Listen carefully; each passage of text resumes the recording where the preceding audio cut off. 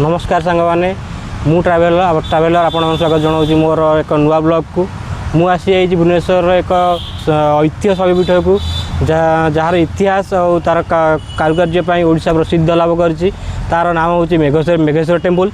चलतु से मंदिर भीतर जावा और तार इतिहास विषय जाना। मंदिर यहाँ हूँ प्रवेश द्वार। चलतु आम मंदिर भीतर प्रवेश करवा और देखा मंदिर केमती कौन सब।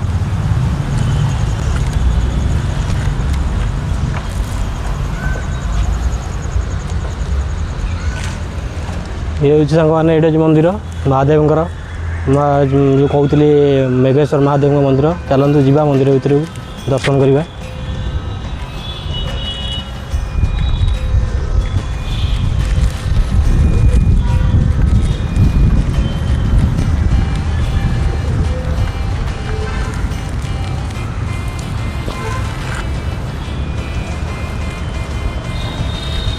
सांग मैंने मंदिर मुख्य द्वार भीतर गला देखो दुईटी सर्पर दुईटी गेट माने माने जो मैंने कहती चौगुआल कहती से मंदिर को जगी रही दुईटी सर्प आउ यहाँ हूँ मुख्य द्वार। चलतु जा देखिए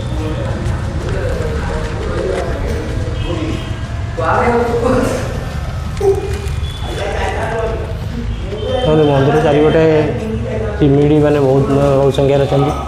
मंदिर मेन्टेनान्स आर्कोलॉजिकल द्वारा हो मंदिर एमती सब ठीक ठाक सब चली। आसतु मंदिर में बर्तमान पूजार रीतिनीति चली।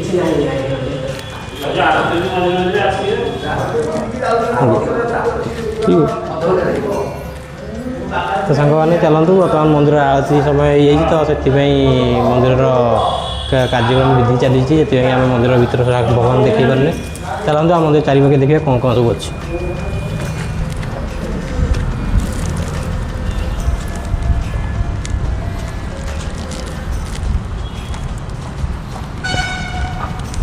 मंदिर प्रथम चारिपाखे देखा प्रथम देखुचे गोटे मूर्ति ये देखूँ ये मूर्ति मूर्ति थिला कि बर्तमान ना किंतु टेम्पोरारी जगन्नाथ मूर्ति को पूजा करा दर्शन करें। आसतु देखा आउ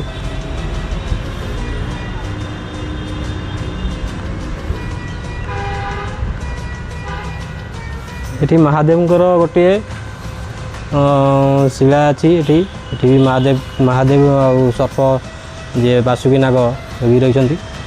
आठ आम देखिए गणेश महाराज को भी ये मूर्ति रही। देखु ये भी पुराना मूर्ति थिला किंतु ये नुआ मूर्ति जना पड़ी। ये सब सही मोगल समय सब यही समय माने जो भंगारुजा सब हो। आउ देखो मंदिर कारुकार्य देखो ये भी सब भांगी भांगी जाइए किंतु निखुण भाव कार्य माने कारुकार्य होती देखिपे।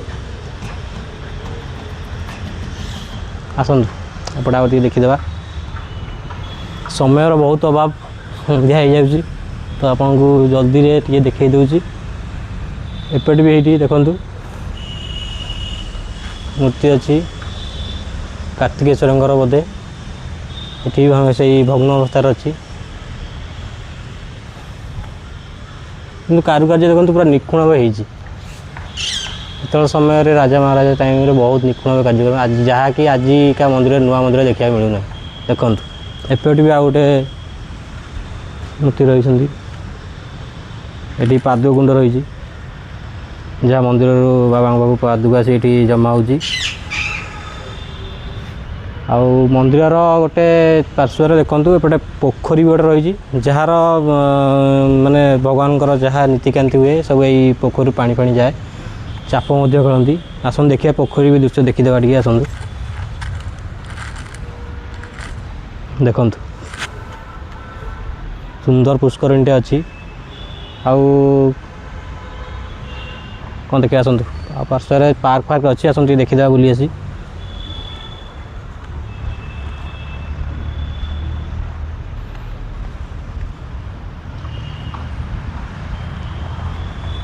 भुवनेश्वर भितर गोटे एकाम्र क्षेत्र भितर देखिए जिते भी मंदिर देखूँ आपण मैंने आसवे और शांति अनुभव करेंगे। किंतु यहाँ शांतिपूर्ण जगार भी मंदिरटा रही।